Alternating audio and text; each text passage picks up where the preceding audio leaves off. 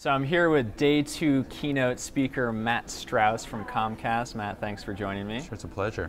You basically manage the Xfinity TV product?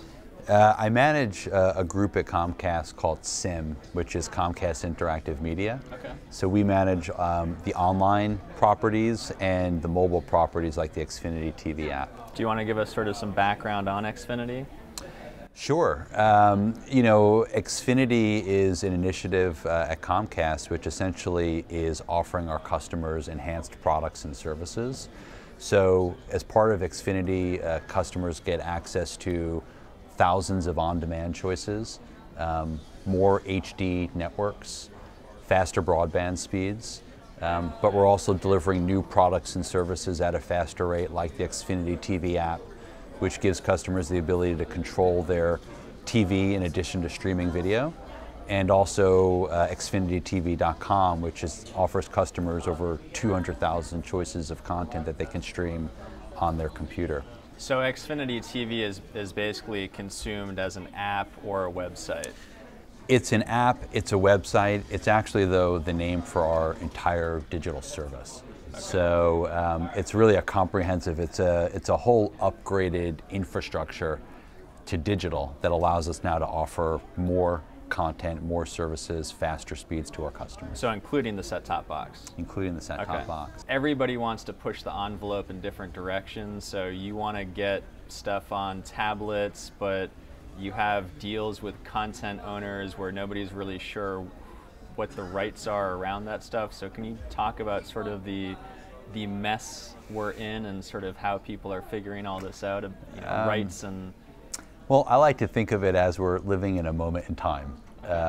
And there's definitely different issues and challenges that are going around in the rights portfolio.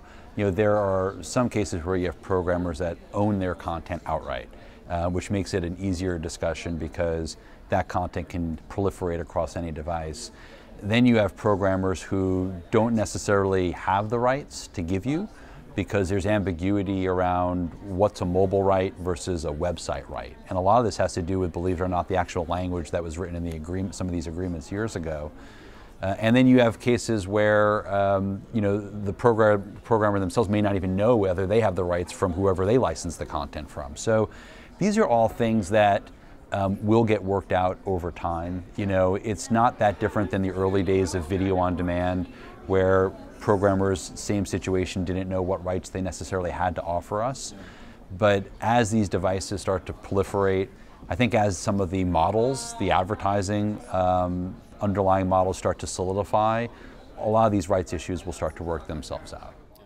In terms of what Comcast can be in a TV everywhere world and sort of where in the stack it plays, everybody's trying to sort of aggregate content and present that aggregated solution and a nice user interface to the end user. Mm-hmm. Do you, with something like a Google TV, do you view yourself as an app that somebody can access within a Google TV, or do you view yourself as a competitor to Google TV where you're going to build out sort of that type of, hey, consumer, use us, not Google TV, right, to access and consume all your content? Well, I think that there's kind of a distinction, and there's just a lot of confusion around us and, say, a Google TV, or you mentioned even a Netflix. So if you look at something like a Comcast, we actually offer multiple different products, right? We're offering voice, we're offering video, we're offering broadband speed. So we're a bundled distributor where we're offering these products and services to about 24 million customers. We look at the experience that we have right now, and we're constantly trying to evolve the experience, which is why we've offered the app and why we've offered the Xfinity website. But we're also testing new user interfaces ourselves, and we have an initiative called Excalibur, where we're testing both new set-top boxes that can render higher-end, more visual user interfaces, but also testing putting the user interface in the cloud so that that interface can render itself on multiple devices. So then when you look at other devices in the market, like an Xbox, for example, we want to also be where the customers are going. So if our customers have game consoles and they are starting to look to those experiences to get their video content, then we are looking at ways to authenticate a customer so then they can consume the video through those types of devices, which is why we're going to be testing with Xbox early next year, and it's why we're testing with Samsung. And with Xbox, you would be an app on Xbox. Yes. So somebody hits their Xbox dashboard. But it then takes you into the Xfinity experience. Right. So it's an app that would open up, though, our UI, our experience, our content that would only be accessible if you're already an existing customer. So in that sense, I don't see Xbox as trying to necessarily get into the video, broadband, telephony space. They have a device that we're going to be enabling, very similar to how we have an app on the iPad.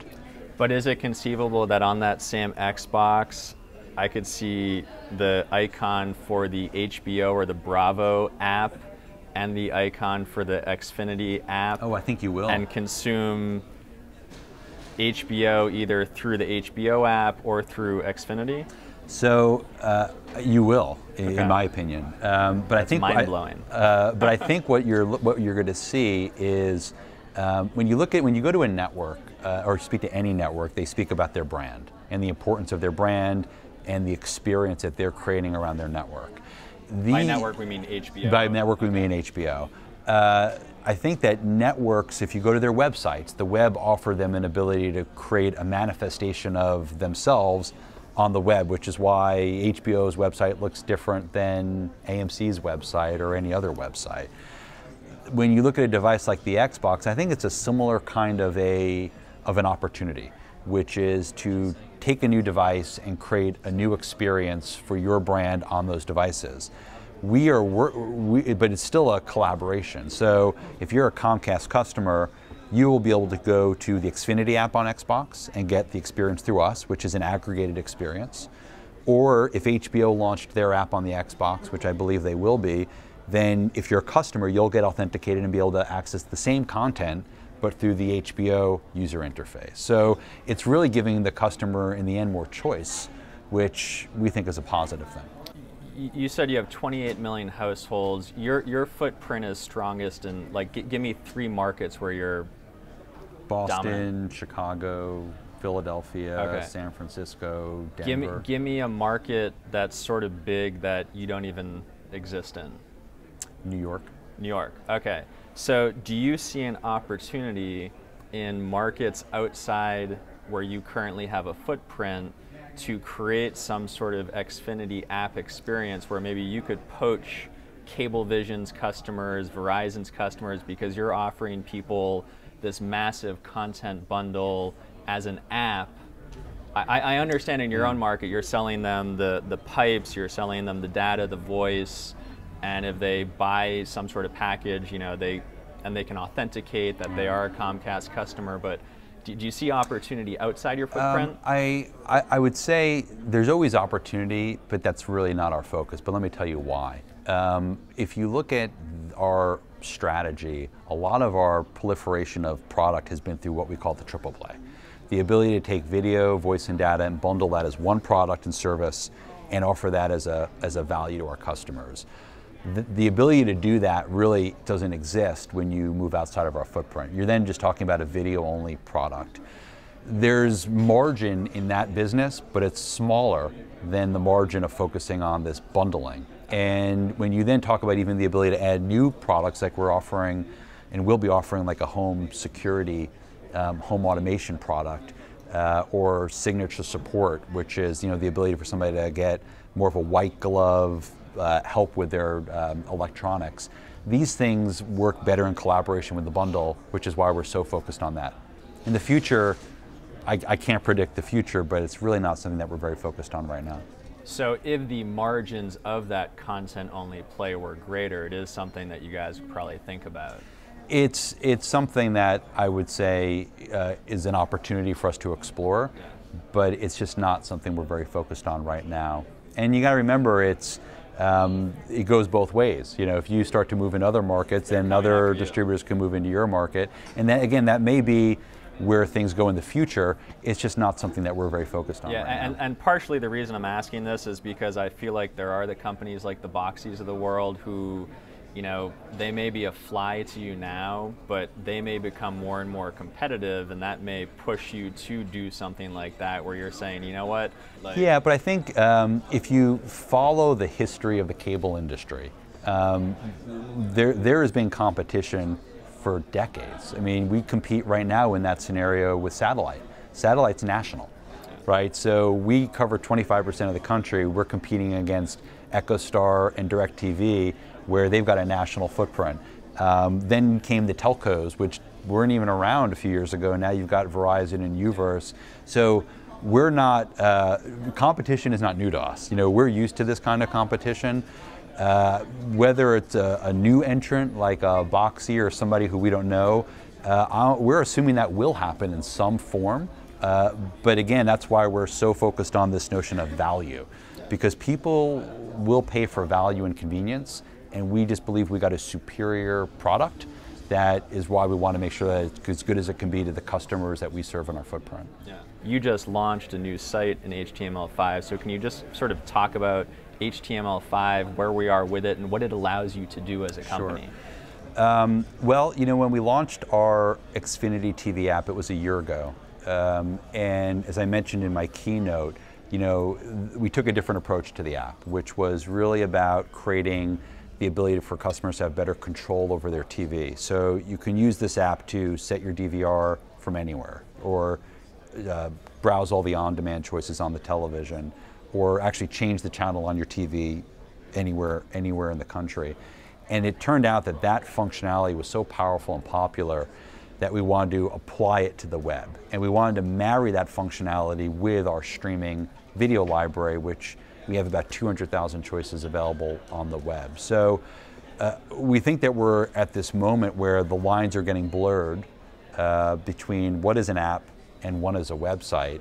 And we wanted to take all the learnings we got from the app and apply them to the web, which is why we relaunched our website a few weeks ago in HTML5. So the notion that a customer can then, on a tablet, open up a browser and have the site render itself in a way that supports touch gestures, that makes it very easy to navigate in a way that's consistent with our app, we think is a very powerful direction and a more scalable direction than necessarily creating individual apps for every single platform. And it doesn't mean we're going to abandon that. By no means, we're going to continue to go in that direction. We just think that you have to go in both directions of creating optimized websites and apps, and see how the world ultimately evolves. But do you think, you know, 3 years out that you may, in my mind, it would be a benefit to you if you could stop having to develop apps for every platform and device? Do you think maybe now we're not ready for it, but do you think 3 years from now you'd be able to just do HTML5 and not have to create something new for every app, device, TV, whatever? I think there's an elegance of having the ability to create something once and have it render itself on multiple devices. I don't think that's where we are in the industry at the moment, my personal opinion. So you're going to see us move in both directions, but we're going to be prepared for either way. And if it turns out that it's a world where you have both, then I think we'll have a lot of learning over the next 3 years. But personally, I think there's a lot of benefit of moving in this direction of optimizing the site, which was why we put so much focus and attention on relaunching it. And you're going to see us make, over the next 6 months, some pretty meaningful improvements to even what we've already done on the website. Switching gears to advertising, you had mentioned, so the Xfinity ecosystem as an opportunity for advertisers and sort of the ability to target has improved. So what are some of the technology changes that have happened to allow that? And when you're sitting down with brands, CPG companies, what's the pitch to them in terms of what's possible? Sure. Well, there's a couple of things. You know, on the website, we have the ability to offer addressable advertising. So we can very specifically pinpoint, for example, on the local side, zip to zone, and offer an advertiser the ability to get very targeted in the audience that they're trying to reach. And that has actually been able to command a premium CPM for us online. I think that when you look at other platforms like our on-demand platform, there's probably been two big Achilles heels on the on-demand side. One has been the lack of dynamic ad insertion, and the other has been the lack of measurement, which could be aggregated across platforms. So the two big improvements there is we finally have dynamic ad insertion on the VOD platform to the TV, which has been years in the making. And now a network can deliver us up to the full C3 ad load if they wanted to, but then swap out those ads post C3 with a different load or a different model without having to repitch the asset. That's a huge step forward for us and for the programmers, because there's a lot of efficiencies there, and also their ability in how they want to insert the advertising. We've also made a lot of progress with Nielsen. So Nielsen right now measures our on-demand platform. In addition, we work with Rentrack, but Nielsen now measures our on-demand platform. And if if a programmer puts a C3 ad load on demand, Nielsen will measure it in the same way that they're measuring the DVR. And the same for our online platform as part of Nielsen's extended screen. They can also capture it there as well. So, you know, in the ability for a programmer and an advertiser to dynamically insert advertising across all these different platforms, have it be measured in a way that it gets added to their currency of how they sell, has been critical. And I feel like we're finally at a place where we're seeing some meaningful progress. And then when you marry things like addressability and targeting, then I think we're opening up a whole new paradigm of how we can deliver advertising. Can you just tell people what UltraViolet is and why it matters in the context of sort of standards, I guess?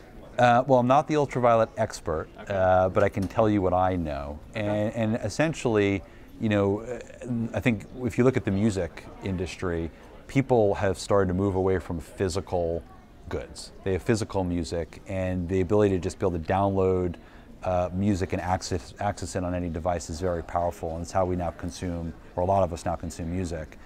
I think the movie studio industry is looking to adopt a similar principle and a similar opportunity. So to the extent a customer does buy a DVD, a physical DVD, they should still have the ability to access that title digitally on any device. And UltraViolet is a mechanism where CE devices can become UltraViolet compliant, and a customer can either buy a DVD and then enter in a code, or maybe you just buy the movie through one of these UltraViolet devices, but then essentially the movie resides in the cloud, and then the customer can access it on any device. I think it's a very powerful and valuable way to allow customers who purchase DVDs to now consume their media anywhere.